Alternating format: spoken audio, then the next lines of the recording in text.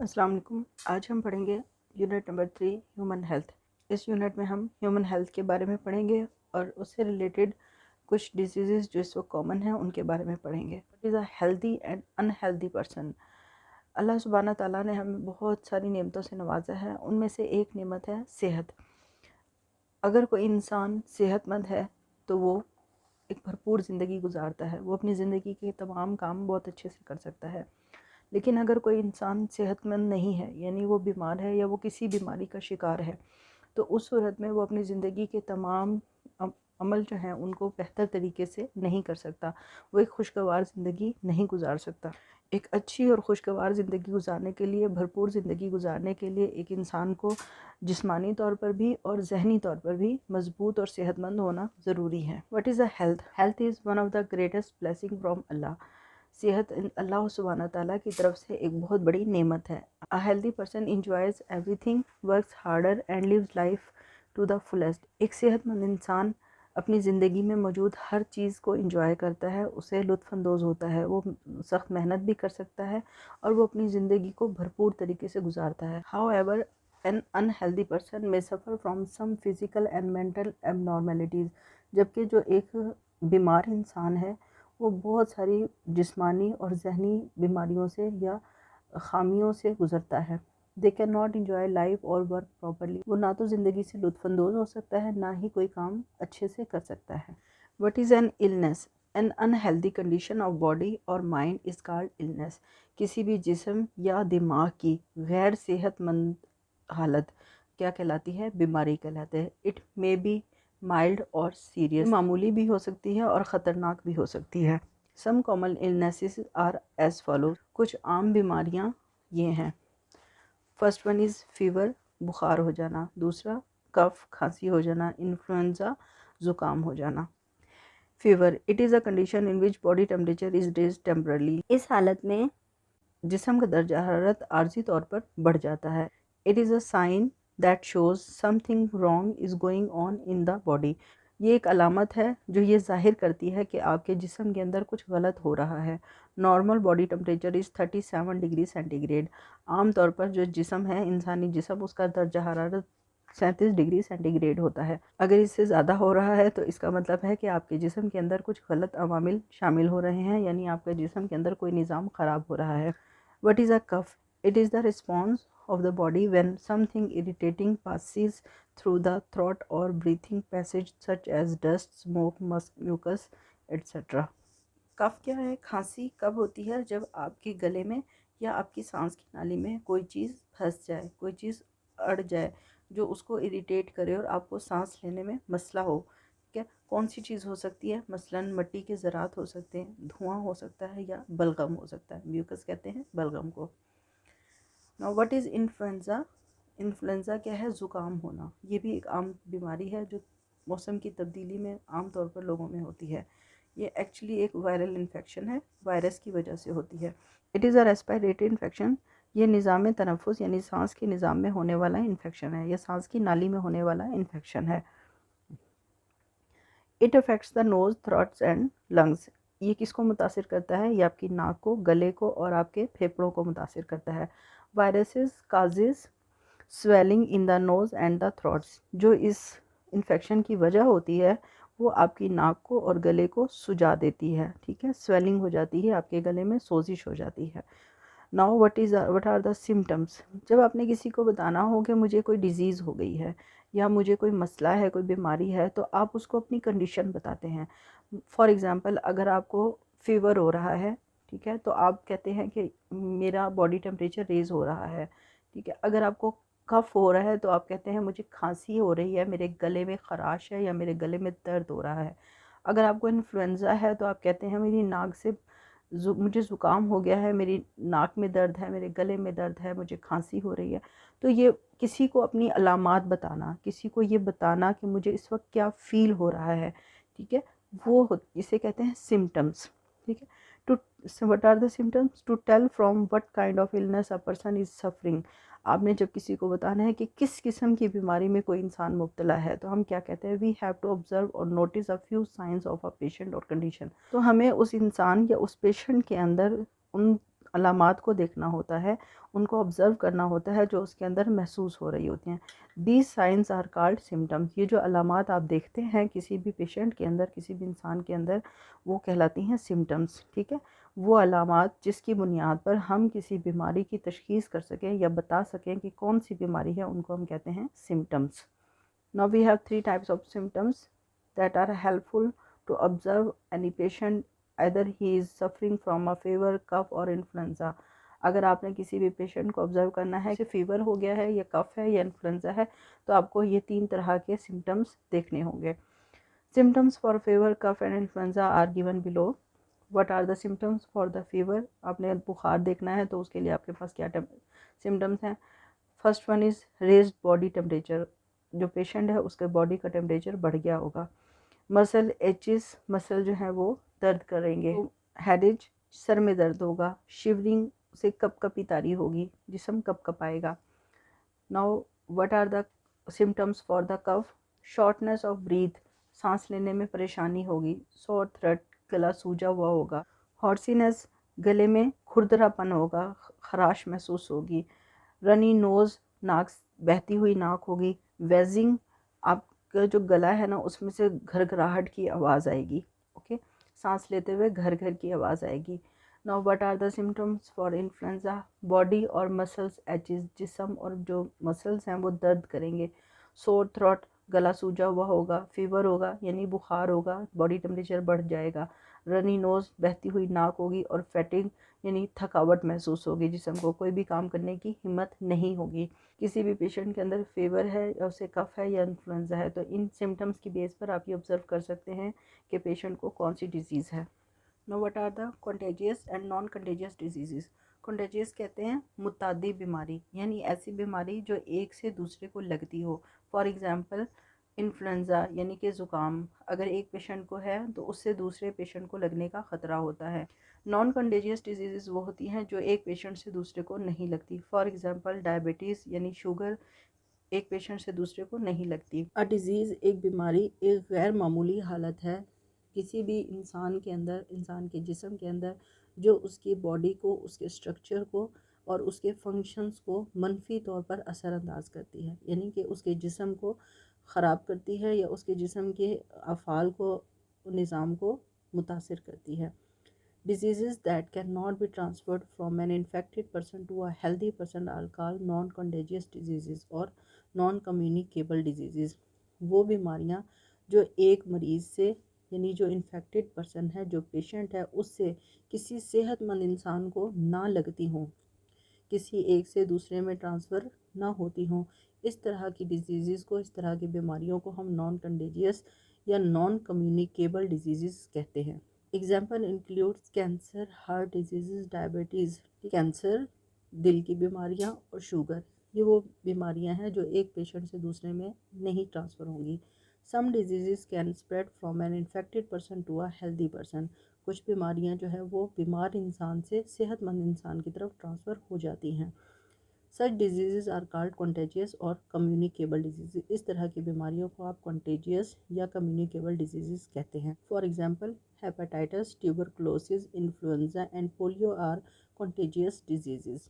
मिसाल के तौर पर यरकान, तबदिक, ज़ुकाम और पोलियो ऐसी बीमारियां हैं जो एक पेशेंट से दूसरे को ट्रांसफ़र हो जाती हैं, लग जाती हैं।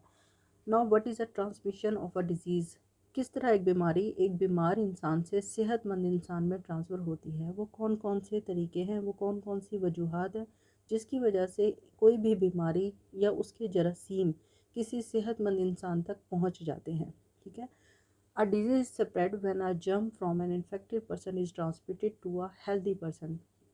बीमारी उस वक्त फैलती है जब उसके जरासीम किसी सेहतमंद इंसान में ट्रांसफ़र होते हैं किसी बीमार इंसान के ज़रिए। A germ is a foreign particle such as bacterium, virus, fungus, etc. Okay, that enters the body and affects its functioning. एक जरासीम क्या है? ये बाहर से आया हुआ मादा है, बाहर से आया हुआ एक ऑर्गेनिज्म है जो कि जिस्म के अंदर दाखिल हुआ है। ये क्या हो सकता है? एक बैक्टीरिया हो सकता है, एक वायरस हो सकता है या फिर एक फंगस हो सकता है। और जब ये जिस्म के अंदर दाखिल हो जाता है तो फिर जिस्म के तमाम मामलात या जिस्म के तमाम जो अमल हैं, फंक्शंस हैं, उनको ख़राब कर देता है। It happens when an infected person sneeze, cough or touch a healthy person. ये कब होता है, यानी एक जो जर्म्स है वो फॉरेन पार्टिकल जो है वो किसी हेल्दी पर्सन के अंदर कैसे दाखिल होता है। ये दाखिल होता है जब कोई भी बीमार इंसान छींकता है, खांसी करता है या दूसरे पर्सन को टच करता है।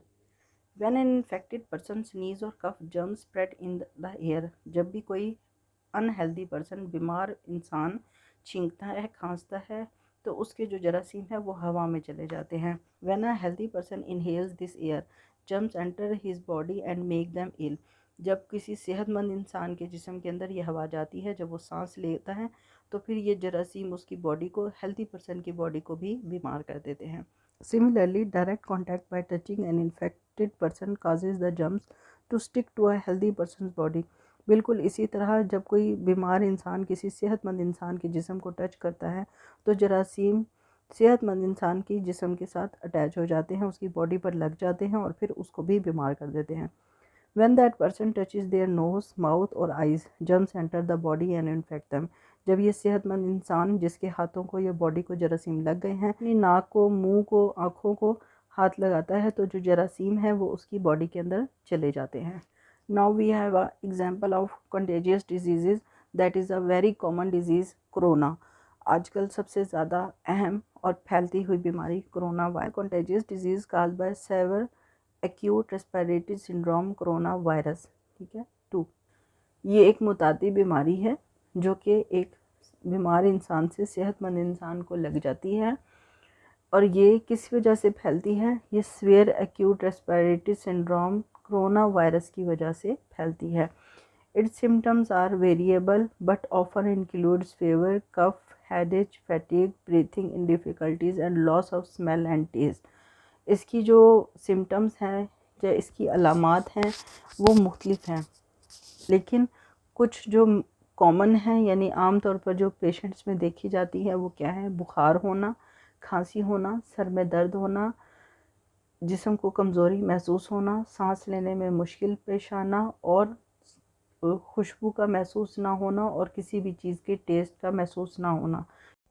जब ये वायरस बॉडी के अंदर जाता है, जिस्म के अंदर जाता है, तो 1 से 14 दिन के अंदर इस बीमारी की अलामात जिस्म के अंदर ज़ाहिर होना शुरू हो जाती हैं। COVID-19 transmit when people breathe in air contaminated with droplets and small airborne particles। जब कोई बीमार इंसान हवा में सांस लेता है तो वायरस उसकी हवा से, उसके सांस से हवा में चला जाता है और फिर वहाँ हवा से जो सेहतमंद इंसान सांस लेगा उस हवा में, तो वो वायरस जो है वो उस सेहतमंद इंसान की बॉडी के अंदर चला जाएगा।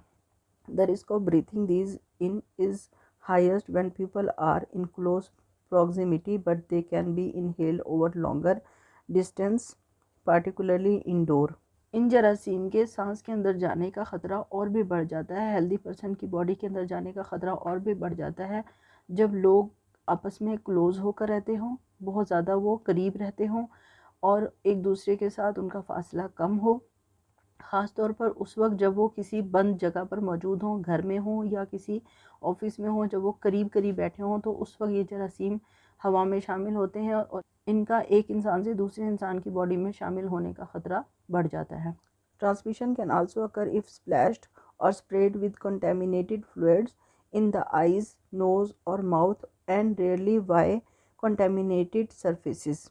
कोरोना या कोविड-19 उस सूरत में भी फैलती है कि अगर कोई हेल्दी पर्सन अपनी आँखों में, अपनी नाक में या अपने मुंह में ऐसा पानी या ऐसा फ्लूइड डाल ले जिसके अंदर इसके जरासीम मौजूद हों, कोविड-19 के जरासीम मौजूद हों, तो वो इंसान बीमार हो सकता है।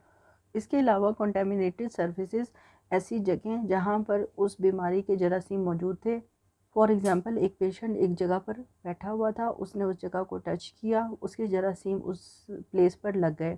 फॉर एग्ज़ाम्पल, एक चेयर पर लग गए, तो जब वो पेशेंट वहाँ से जाएगा और उसकी जगह कोई हेल्दी पर्सन आके बैठेगा, तो वो जो चेयर पे जरासीम थे वो उस हेल्दी पर्सन की बॉडी के अंदर शिफ्ट हो जाएंगे।